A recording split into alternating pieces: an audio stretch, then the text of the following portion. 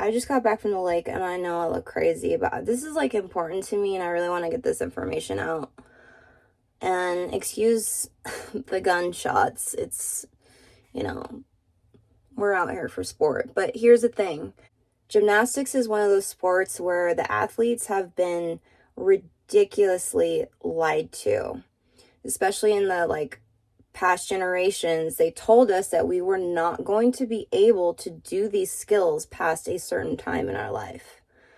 Now, I'm here to tell you that that is complete BS because I'm actually a better gymnast now than I was as a kid. So, and on top of that, I literally recover in half the time.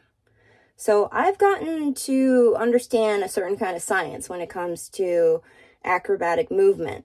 There needs to be a foundational building process. And that means learning to execute a skill correctly.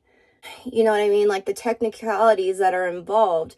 You can't really just bypass all of the impress anyone other than yourself. So, hi T-Rex. So you see these girls all out here showing off, and you just know, like, that's not longevity. That's short-term internet, joint and ligament loss. So what's really important here? I feel like it's really up to the athlete, but to me, there's kind of a fine line between gymnastics and parkour, aka tricking. I mean, what is the difference between throwing yourself in the air and landing? Well, the difference in artistic gymnastics is that we have a point system that is based off of execution and difficulty. So basically, we are judged on whether we can perform it correctly and whether the skill is actually difficult in its nature. So I wanted to talk about two different gymnasts that are really popular right now. One of them's like my all-time favorite. She's my girl.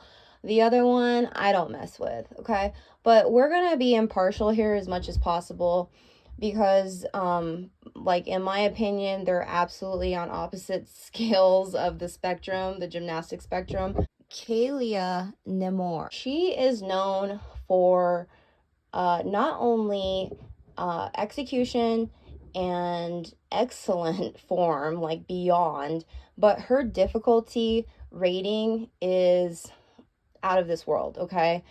And that's why I really admire her gymnastics, because she's not just like throwing crazy things just to look cool or to be rated up higher in the system.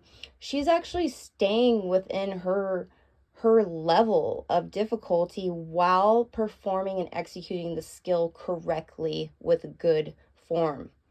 Now, Sabrina is also known for her difficulty. She really does go for these amazing skills that are just phenomenal. But it's unfortunate that her form is so bad that these skills are almost like unnecessary.